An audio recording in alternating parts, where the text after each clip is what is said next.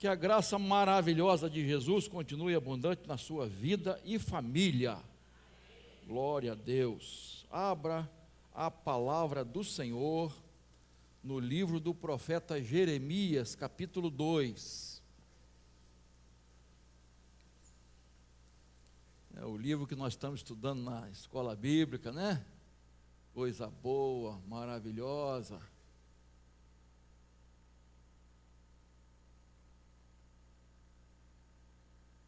Se você não faz parte da escola bíblica dominical ainda, por favor, comece a fazer parte, receba a sua literatura para você estudar em casa, venha para a reunião, que é sempre bom compartilhar o estudo da palavra de Deus.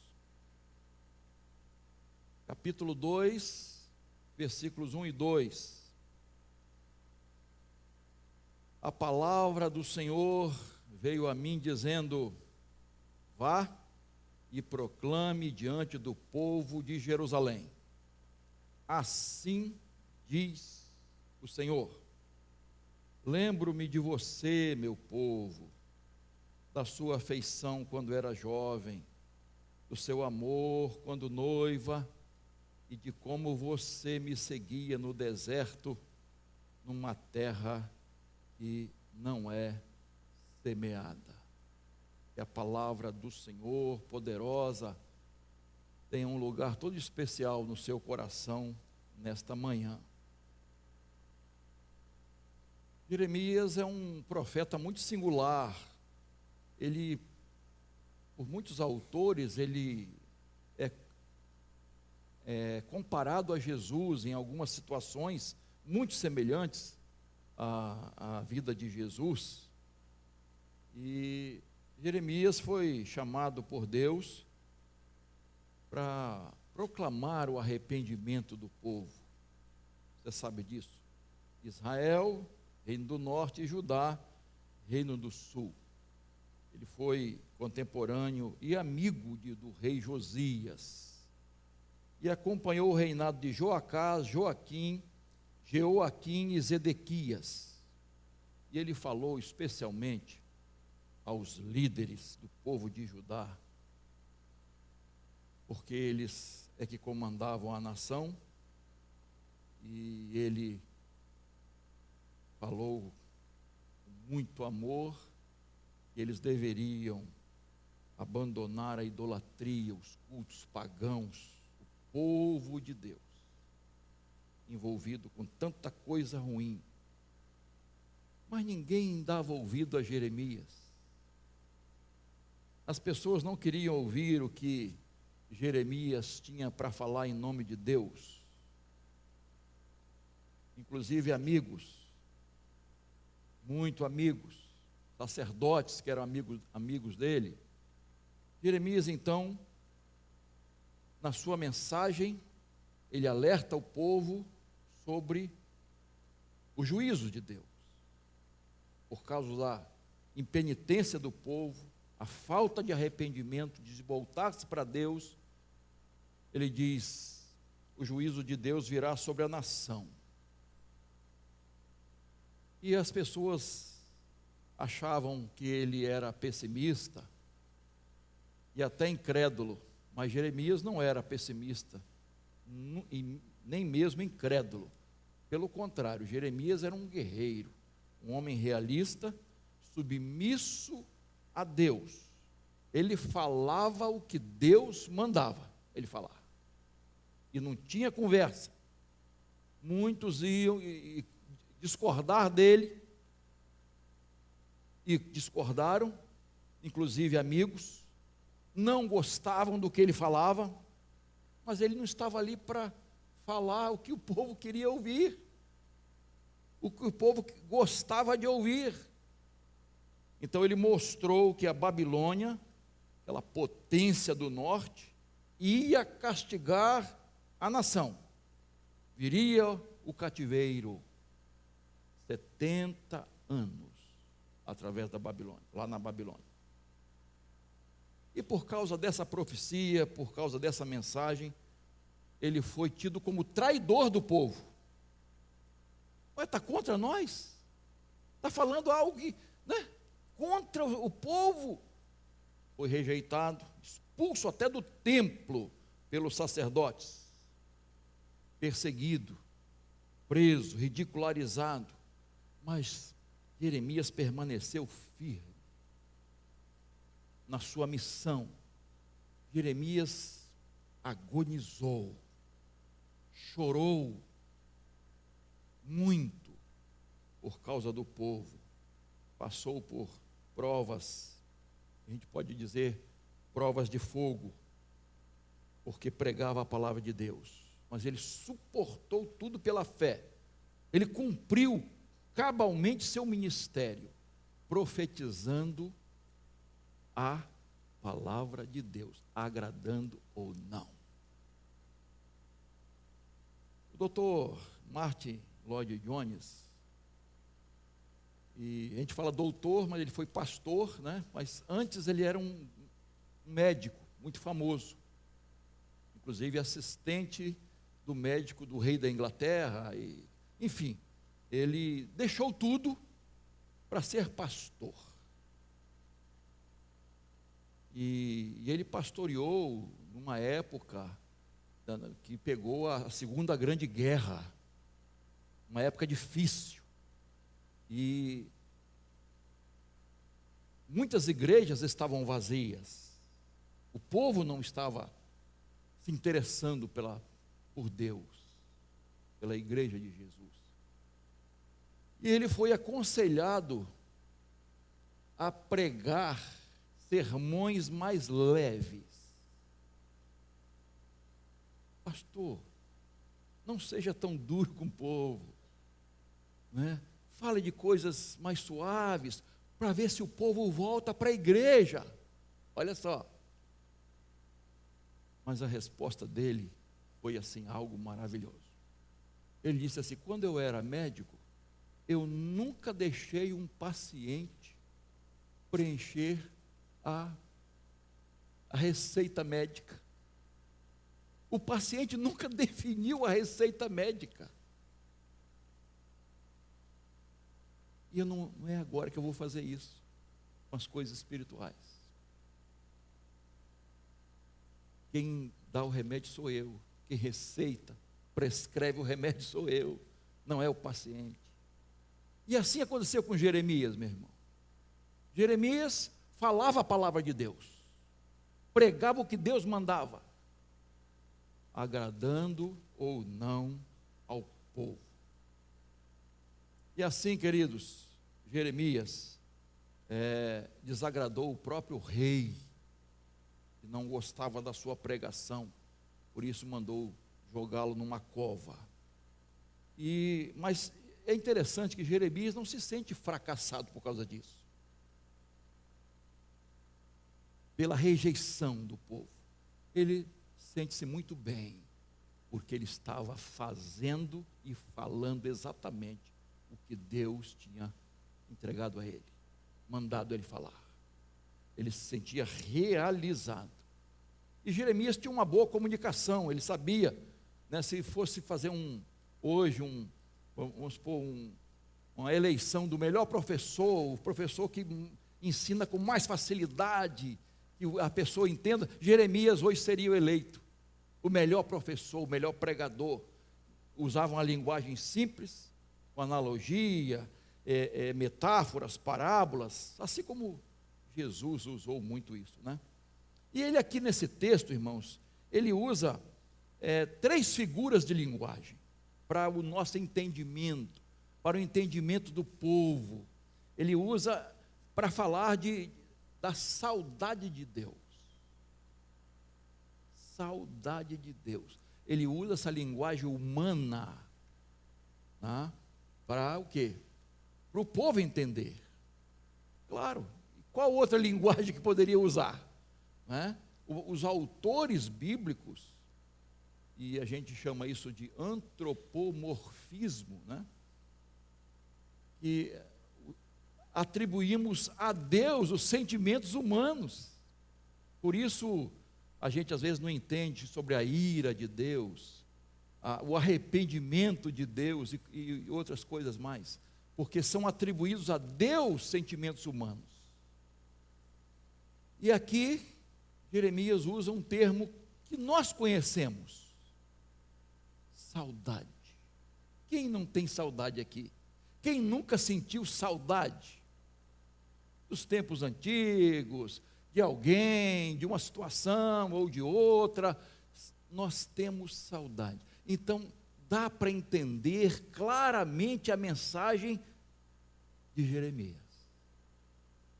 Ele está dizendo: Deus tem saudade do tempo em que seu povo era fiel, dedicado, exclusivamente vivia para Deus. Deus tem saudade desse tempo, o tempo em que seu povo foi consagrado a Ele.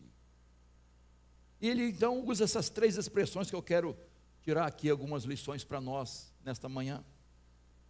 Em primeiro lugar, Deus tem saudade da sua devoção da juventude.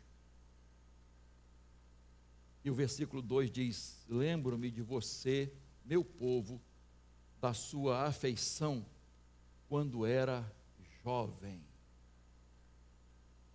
Deus, irmãos, está fazendo um clamor emocionado, falando da saudade, do seu povo consagrado, devotado, determinado, como os jovens.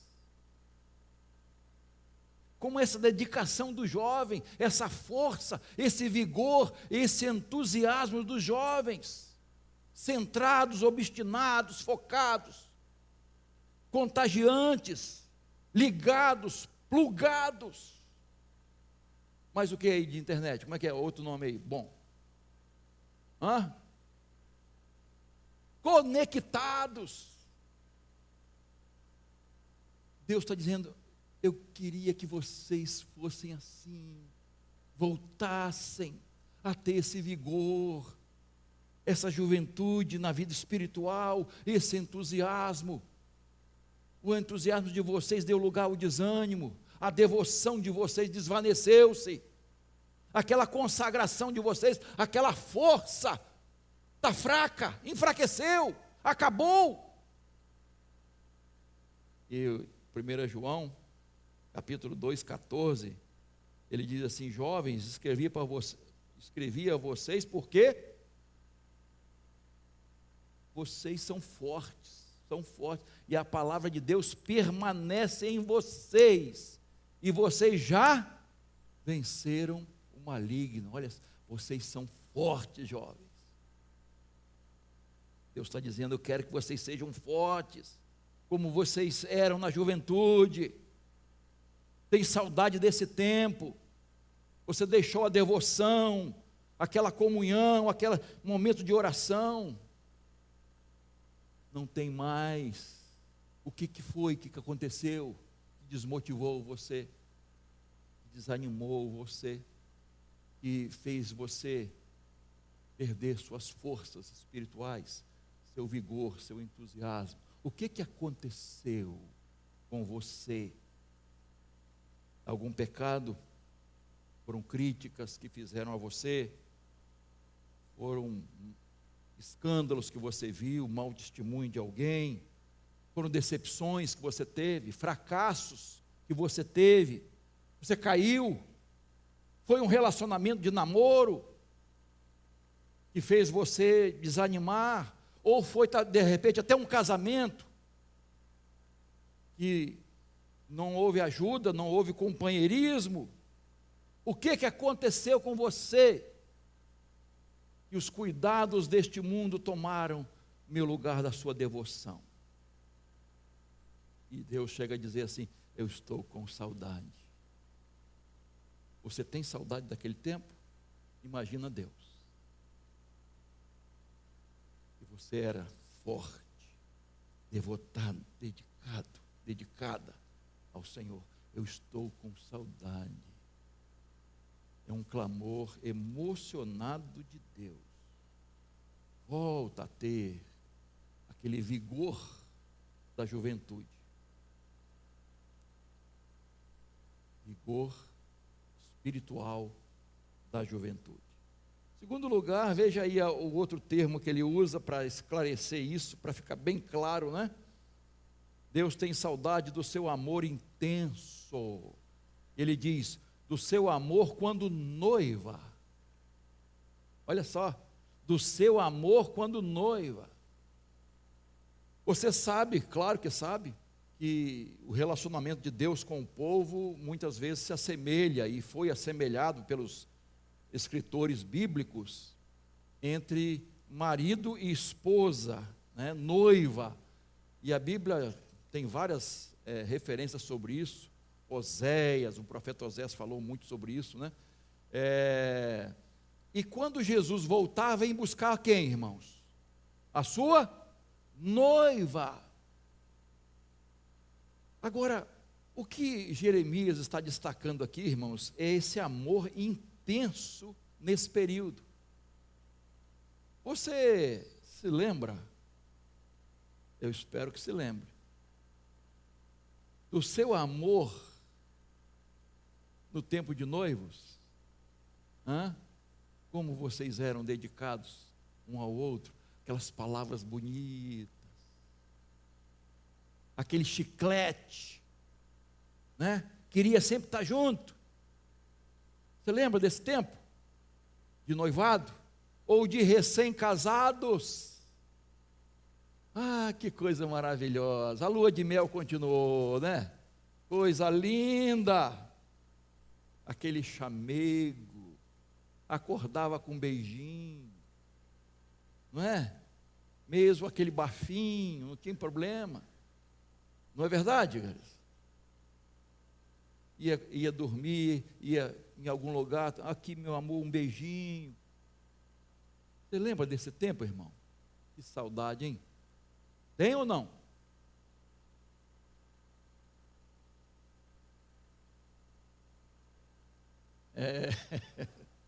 Você lembra da lua de mel, irmãos? Passeando de mãozinha dada, abraçadinho, todos agarradinhos, fogo total. Esse fogo, esse fogaréu virou um foguinho desse tamanho assim. Está quase apagando. A faísquinha, aquele amor parece que foi congelado. As palavras carinhosas foram esquecidas. Meu amor, meu bem, meu docinho de coco, meu isso e aquilo. Você falava isso, e eu também. Esqueceram. Pior que às vezes vem outras palavras, né? Aí, como diz Cláudio Duarte, os bichinhos crescem, né? De gatinho para anta, para cavalo e coisa assim, né? Queridos, onde está? Onde se perdeu? Por que se perdeu esse amor? Esse amor. Por que com os casais acontece isso? Chega um momento que só os defeitos são vistos. Só os erros são ressaltados e não as virtudes. Cadê o elogio? Cadê a gratidão? Cadê aquela palavra de incentivo? Ah, não precisa mais. Ah, todo mundo já sabe. Quantas vezes falei? Ah, irmãos, Deus está dizendo assim: eu tenho saudade do tempo que vocês me amavam assim, que vocês me buscavam, que vocês me queriam perto, conversavam intimamente, queria estar junto, não desgrudava. Eu tenho saudade.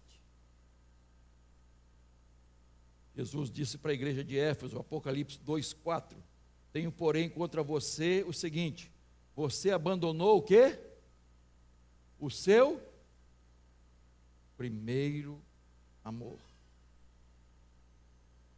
Eu não estou mais como o primeiro no seu coração. É isso que Jesus está dizendo para essa igreja. Eu não estou mais no trono do seu coração. Na verdade, eu estou aonde? do lado de fora. Porque eu estou batendo para querendo entrar. Ah, meus irmãos, esse é um clamor emocionado de Deus. Agora veja o verso 13. Mostra o que aconteceu. Veja aí na Bíblia. A loucura que o povo cometeu. Meu povo cometeu 2 males. Primeiro, abandonou a minha fonte de água viva. Olha só, a água cristalina, pura, saudável, foi abandonada. Completamente. Aquilo que era vida, saúde, riqueza, foi desprezado. Vai para trás, não quero.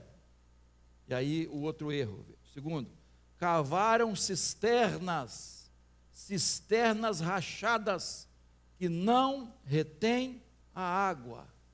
E você sabe que a época era de dificuldade de água, né? Olha como o povo buscava água.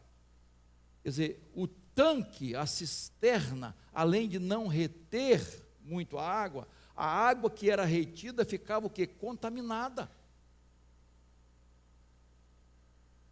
Contaminada, poluída. E aquela água trazia enfermidades e muitas vezes morte. E Deus está dizendo assim: vocês deixaram o manancial de água viva para buscar uma água empoçada. Você pode pensar num manancial, numa nascente maravilhosa que jorra água. Já viu? Se não viu, é coisa linda. Às vezes vem do fundo assim, né, e vai brotando. Ou às vezes vem de uma rocha, onde tem rocha, de uma montanha, e aquela água nasce lá no alto, e vai descendo, água pura. Pode ser contaminada no caminho, mas quando ela nasce, você pode bebê-la ali sem susto nenhum. Deus está dizendo assim: vocês deixaram esse manancial, essa fonte, estão bebendo água poluída, estagnada e poça. Que tristeza, irmãos. Esse é o clamor emocionado de Deus, quando as pessoas deixam de seguir a Jesus, por causa do amor ao mundo. E Paulo diz assim: Demas me abandonou, porque amou o mundo, os prazeres deste mundo. Quantas pessoas que abandonaram o Senhor, dentro das igrejas, irmãos, por causa de filosofias humanas. Quantos deixaram de seguir a Jesus, a fonte de água viva, por causa de seitas? Quantos deixaram de estar buscando o Senhor na leitura da Bíblia, na oração, na igreja, na EBD, consagrados, dedicados ao Senhor? Deixaram tudo isso, irmãos. Deixaram as coisas de Deus. A questão, queridos, não é falta de tempo, não. Você sabe disso, né? A gente tem sempre falado isso aqui. É questão de prioridade. Todo mundo tem 24 horas por dia. O que fazemos com essas pérolas que Deus nos dá? Revelam os nossos valores, as nossas prioridades. Quais são as suas prioridades? O que é mais importante para você num dia? O que é mais importante?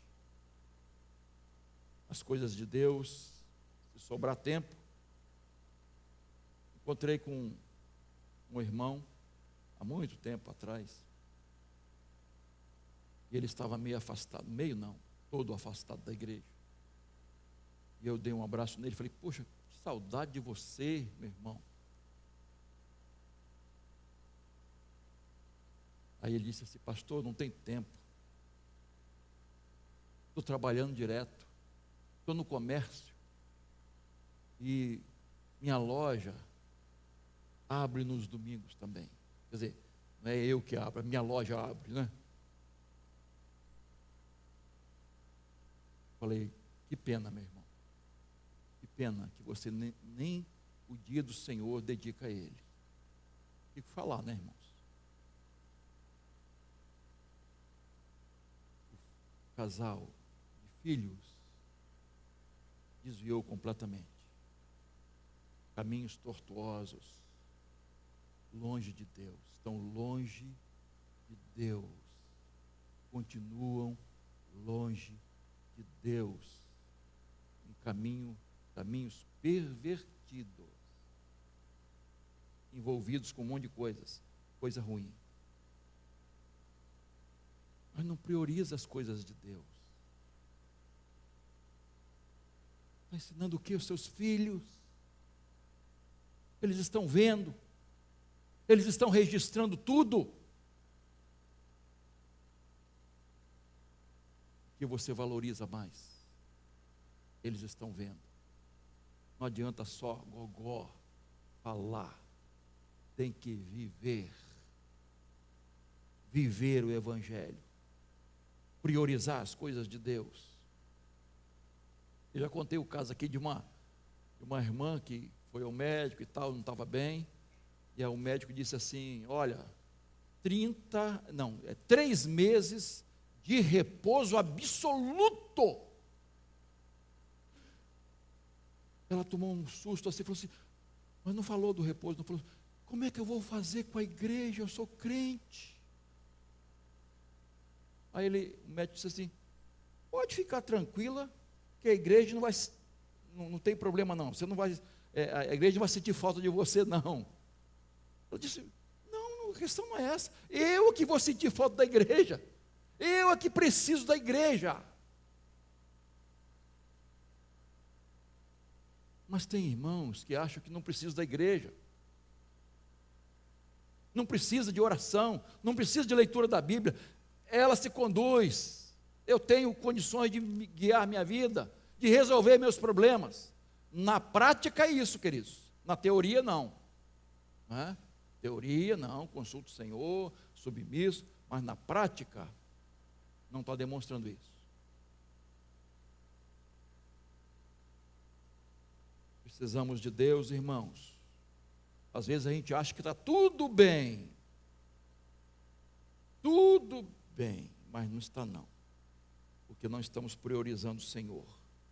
O coração acelera e vibra com muitas coisas na vida, mas com as coisas de Deus, não vibra. Se inclina para muitas coisas, mas para as coisas de Deus não estão vibrando.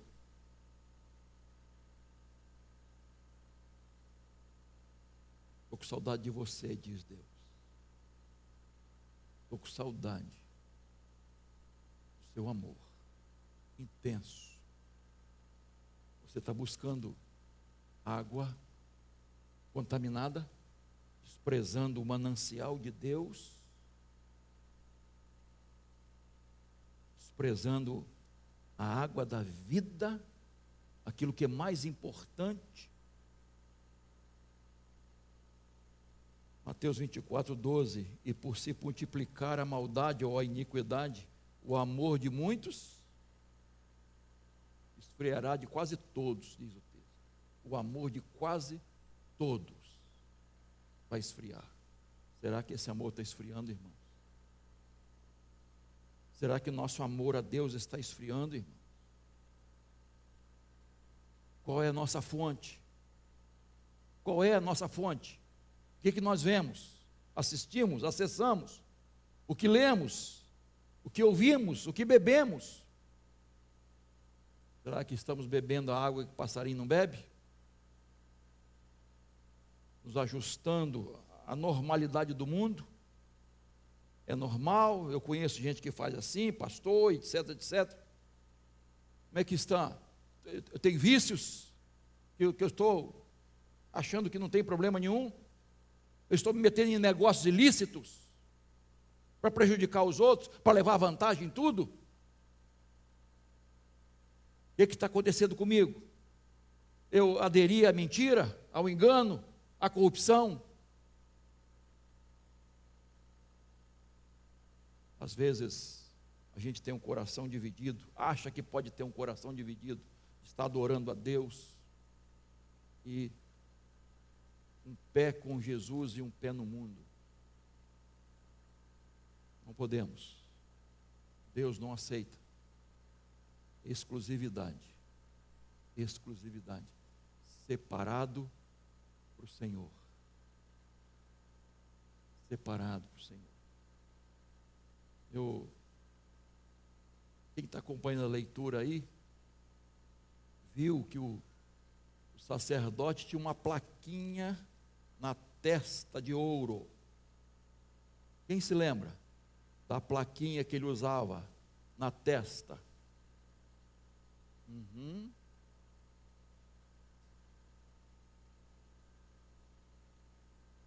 Ele usava uma plaquinha e dizia assim, escrito assim: santidade ao Senhor. Santidade ao Senhor. Separado por Deus e para Deus.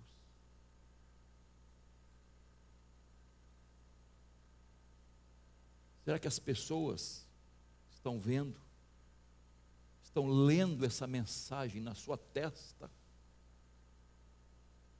na vida dos pastores, dos líderes, na vida dos crentes? Será que eles estão lendo essa mensagem? Separado, santificado, servo e serva do Senhor. Que mensagem nós estamos transmitindo aos nossos vizinhos, aos nossos conhecidos, aos nossos colegas de trabalho? Que tipo de mensagem eles estão lendo na nossa vida? Carta viva, escrita pelo Senhor. Precisamos ter cuidado, irmãos. Esse é o clamor de Deus. O amor está esfriando. A mensagem do fim é esta que falamos: o amor de muitos esfriará.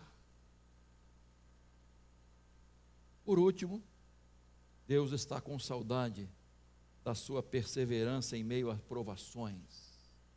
Verso 2 continua dizendo assim: tenho saudade, né? E de como você me seguia no deserto, numa terra que não é semeada. Você me seguia no deserto, nos momentos de provação, de lutas e dificuldades. Você me buscava. Deserto é símbolo de aridez, de sequidão, de provações, de lutas, dificuldades, de testes. Testes. Se realmente dependemos do Senhor, se realmente confiamos no Senhor, se a nossa fé realmente está depositada no Senhor. E Filipenses 4, Paulo declara a sua fidelidade a Deus. Ele diz: na abundância ou na escassez, na fartura ou na faltura, né? Palavras nossas. Tendo muito ou tendo pouco. A abundância é eu passar fome, não ter nada para comer. Não importa. Não importa a situação que eu esteja vivenciando. Estou firmado no Senhor. Sou fiel ao Senhor, independentemente das circunstâncias. Se Deus diz sim ou não, se Deus cura a enfermidade ou não cura, se a porta está aberta ou está fechada, se eu estou empregado ou estou desempregado, se eu tenho sucesso ou estou em fracasso, não importa. Não importa a situação, as circunstâncias, a minha fidelidade a Deus, a minha fé no Senhor, a minha confiança em Deus, independe das circunstâncias, daquilo que me cerca, do que está acontecendo no país, do que está acontecendo na minha volta, independe. Irmãos, como isso poderia ser verdade? Se tudo isso fosse verdade, se aquele hino que nós tanto gostamos fosse verdade. Se Deus fizer, Ele é Deus, se não fizer, Ele é Deus.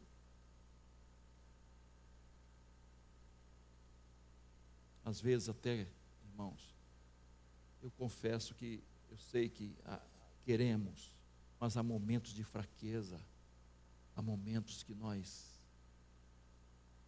desprezamos o Senhor, não confiamos, na hora de mostrar, na hora da provação, quando aquelas 2 casas foram provadas, e veio a tempestade, e deu contra aquelas 2 casas, mas só uma estava firmada na prática da palavra de Deus, na obediência da palavra de Deus. E quem só ouve a palavra de Deus não terá sustentação. Quem só conhece a Bíblia não terá firmeza. É preciso praticar, queridos. E é nas horas difíceis, de escassez, de dificuldade, que nós vamos provar que confiamos no Senhor, que a nossa vida está nas mãos de Deus. É que Ele que nos sustenta, Ele nos guia. É nessas horas, irmãos, que Deus quer ver a nossa fé, como a de Abraão, que foi provada. Me ofereça seu filho, o filho da promessa. Irmão, quantos de nós, talvez eu, teria desistido? Não, meu filho não. Isso é pedir demais. Não. Isso é sofrimento demais. Não dá para obedecer o Senhor nisso. Mas ele foi. Foi com a certeza que ia imolar seu filho e ia voltar com seu filho. Porque Deus é Deus. Essa fé, irmãos, essa convicção, essa certeza que Deus quer ver em nós, de não recuar nas horas difíceis, de provação, de luta, de aridez. E o verso 3, veja aí, Israel era consagrado ao Senhor e eram as primícias da sua colheita. Todos os que o devoravam se faziam culpados, o mal vinha sobre eles, diz o Senhor. E há 2 ensinos aqui, irmãos. Primeiro, o povo era consagrado ao Senhor, santo, separado para Deus, como primícias. O povo era separado para Deus como primícias. Aquilo que pertence ao Senhor, que eu não posso tomar posse, pegar. Pertence a Deus. É de Deus. Essa expressão aqui, irmãos. E diz o texto que ninguém toca naquilo que é de Deus.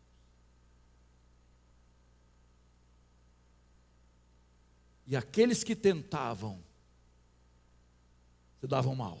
É isso que o texto está dizendo, irmãos. Se davam mal. Porque Deus cuidava dos seus filhos. Porque eram primícias. Pertencemos a Deus. Você pertence a Deus. Você é de Deus.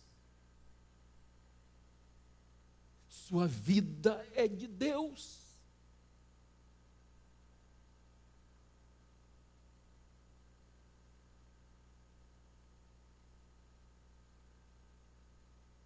A outra referência é o que devia ser dedicado, separado por Deus como primícias. É uma referência àquilo que dedicamos ao Senhor. Irmãos, como nós precisamos confiar em Deus. Dizer, pertence ao Senhor, e aquilo que é do Senhor é do Senhor. Eu jamais vou fazer uso. É primícia. para ser consagrado. E quem está acompanhando a leitura, viu o que Deus estabeleceu. Coisa séria. Ninguém podia tocar naquilo que era do Senhor.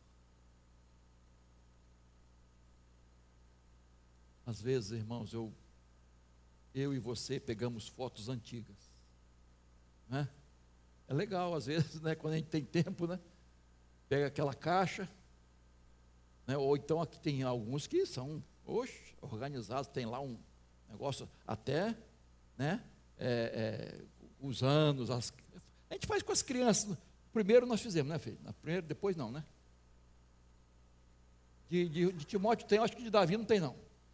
Aquele álbum assim, ó, tal, tantos meses, tal, primeiro aniversário, né? E tal. Os outros a gente não vai fazer mais não, né?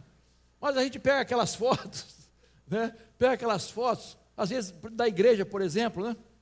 Ah, esse irmão aqui, ó, cadê ele? Tomou Doril. Sumiu. Não está mais na igreja. Ou às vezes faleceu, né? Está com o Senhor, amém, graças a Deus, né? E isso aqui, ó, poxa, eu nem vou falar, sabe, porque pega mal, né? Então, poxa, ele era assim, assim, assim, agora hoje, olha só. Eu acho que a saudade de Deus, irmãos, né, usando esse termo humano, Deus está olhando lá para trás, poxa, como você era diferente, consagrado, dedicado, fiel. Como eu tenho saudade daquele tempo que você não tinha circunstância, não tinha dificuldade. Você estava firme ali, servindo a Jesus, permanecendo firme na presença de Deus. E a gente vê às vezes, irmãos, aqui fala do deserto, né? Às vezes a pessoa, quando recebe bênçãos de Deus, resposta a orações, e a vida fica estabilizada financeiramente, às vezes a tendência é o que, irmãos? A tendência é se afastar. É se envolver tanto com as coisas da vida, enfim, com aquilo que você pode comprar, desfrutar. Não estou dizendo nada contra o que você pode fazer, comprar, desfrutar, nada disso. Mas às vezes, irmãos, as coisas da vida tomam o lugar de Deus. Esse é o ponto. Você pode ter tudo, fazer de tudo, tudo assim, entre aspas, né? Mas o primeiro lugar tem que ser de Jesus. Se ele vai para escanteio e vai para segundo lugar, acabou, queridos.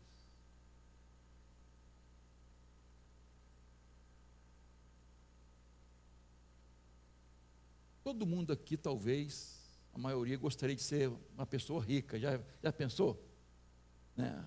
Quando você jogava na loteria esportiva, no bicho, ou seja lá o que né, tem muito jogo por aí, se eu ganhasse, né? Qual foi o último prêmio aí da Mega Sena aí? Pode falar, irmão, não tem problema não.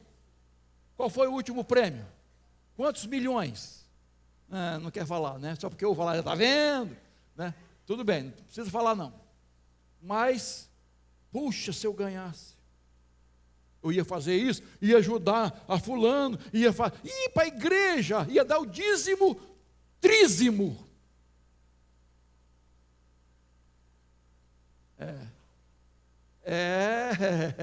É assim, irmão. Nada disso. Deus às vezes não dá riqueza a gente, irmãos, porque Ele conhece. Ele nos conhece. Se eu tenho o que comer, o que beber, o que vestir, eu devo estar contente. Não quero ter muito, mas também não quero passar necessidade. mas também não quero ter muito, não. Quero ter o necessário para permanecer firme, para essas coisas não tomarem o lugar de Deus na minha vida. Ah, que saudade do tempo de aridez. Você me buscava no deserto, nas provações, nas lutas, nas dificuldades. 3 coisas que Jeremias, orientado por Deus, diz que Deus tem saudade da nossa dedicação de jovem, da juventude, daquela força, daquela determinação, daquele vigor espiritual. Eu tenho saudade disso. Do seu amor intenso, à semelhança dos noivos, dos recém-casados. Ah, que amor glorioso. Ontem, no casamento, né? Nós vimos os noivos fazendo aquela declaração de amor, né? Que coisa linda, né? Aí, além dos votos que eu fiz, né? Eles fizeram os votos deles. Opa, que coisa maravilhosa, irmão. Às vezes a gente esquece de tudo que nós falamos. Os votos que fizemos a Deus, nosso compromisso de dedicação exclusiva, amor intenso de recém-casados, de noivos, e da fidelidade a Deus, da perseverança em tempos de adversidade, nessa firmeza, nessa busca, nessa fé.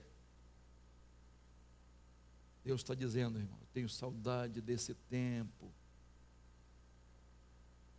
Queridos, o tempo passa, mas amor não fica velho, fidelidade não enruga, espírito não envelhece, ele se renova pelo contrário, né? Nossas forças podem ser renovadas cada dia, nossa fé reforçada, aumentada, multiplicada. Nossa consagração a Deus precisa ser multiplicada, queridos. Não deixe Deus ter saudade da sua vida dedicada de antes. E como você era dedicado, seu amor, sua fidelidade e dedicação. Não deixe Deus ter saudade. E a pergunta para finalizar é: será que Deus está com saudade de mim? Do que eu já fui, do que eu já fiz, e quem eu era? Será que Deus está com saudade? Responda a cada um com sinceridade e volta à prática das primeiras obras, volte ao primeiro amor, volte à dedicação, à fé, à fidelidade ao Senhor, porque Ele está te aguardando. Amém? Dizer como Isaías: eis-me aqui, envia-me a mim. Estou aqui, Senhor. Curve a sua fronte diante do Senhor.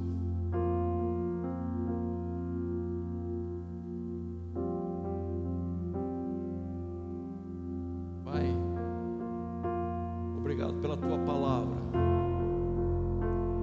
Palavra que é viva e eficaz, a palavra imutável, poderosa, eterna. Obrigado porque ela produz vida em nossa vida. Tua palavra ressuscita mortos, levanta os abatidos. Tua palavra restaura aqueles que foram machucados, cura os feridos. Ó Deus, que a Tua palavra desta manhã produza frutos em cada coração, em cada vida. Ó Deus de amor, ajuda-nos a voltar, se nos afastamos de Ti.